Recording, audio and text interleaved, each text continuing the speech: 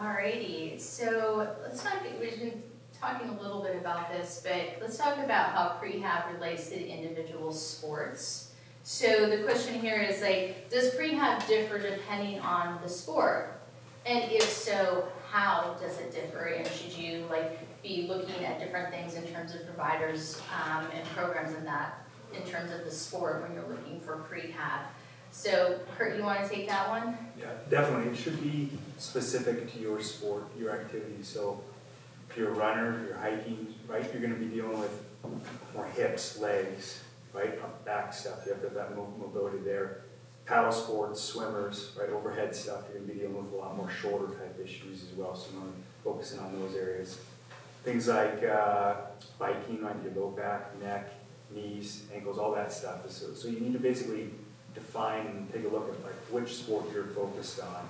What are the areas that you're using the most, and those are the areas that you maybe need to kind of focus on first. So I was thinking about how we can kind of define this, or us, and trying to make it a simple way. And you guys are goal oriented. You've heard of the acronym SMART. It's supposed to be specific, measurable, attainable, relevant, and time-based. That's how you basically break down a goal. So I was going to use the same thing for SMART for this prehab idea. So the S is supposed to be specific. So again, focus on the areas that you'll be using the most. The M is mobility. So find out what's moving, what's not moving, what's sore, right? The A is active. So pick your tool, right? Pick whatever you have at home, a foam roller, tiger tail, a crossball, a barricade, whatever you do, and have some sort of active way to kind of address either rolling out those areas or getting those areas moving. R is for resistance. So it's amazing what a medium resistance band or loop can do, right? You can do a ton of stuff. You can do squat, you can do overhead stuff, you can do push, pull, all with a band, simple as that. And then T is for time. So I said aim for less than 15 minutes in total for prehab warm-up.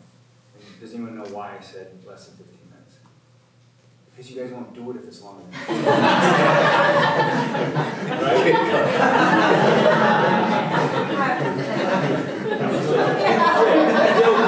Yes, I tell everyone, but that's what I want you to think about. Is put together this plan, this SMART plan, right, and address all those areas. Do it in less than 15 minutes because I want you to do it rather than get overwhelmed as, oh my gosh, I've got all these areas, I got all this stuff to do, and I got to go through my whole routine. All I want to do is put my shoes on and run and leave my family and kids and go run or whatever you guys do.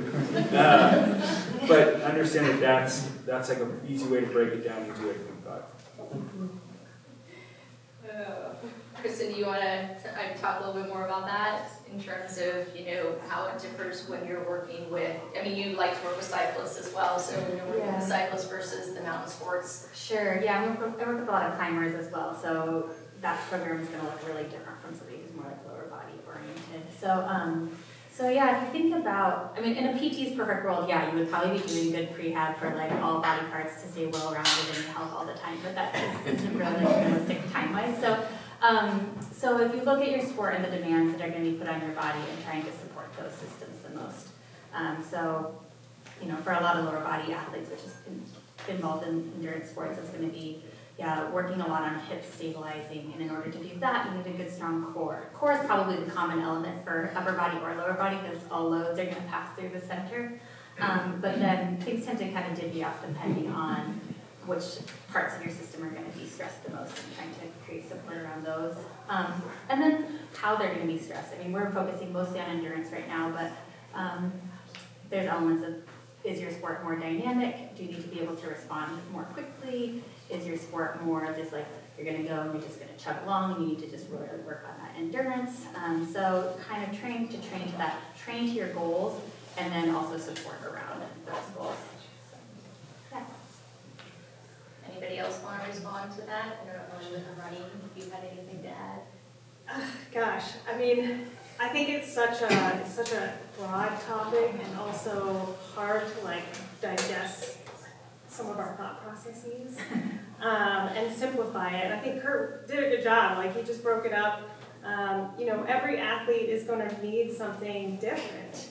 And one athlete who might be recovering from stress fracture needs to have, and we'll probably address this, but needs to have their nutrition and fueling strategies addressed, whereas another athlete might be training too much and needs to have their training loads addressed. And so I think that's where having a good relationship with somebody who can give you that feedback and push-pull and like what you need in any given moment is really important to keeping you healthy and being preventative in nature to the best of our abilities.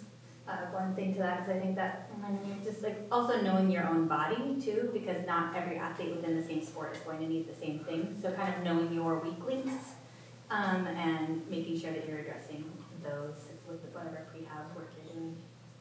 Yeah, every athlete is different, right? We're all different, built differently, have different leverages and different mobility in different areas. So it's very specific to you what you should be doing.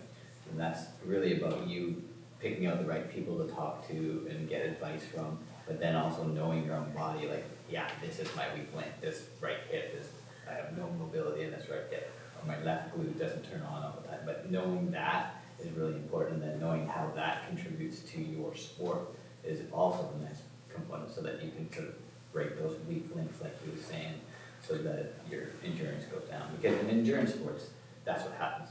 Something breaks down along the way. And when you hit those loads that are too high at the end, that'll be your weak link. I want to add, it's also about knowing your strengths as well. Yeah. Which we all have. So.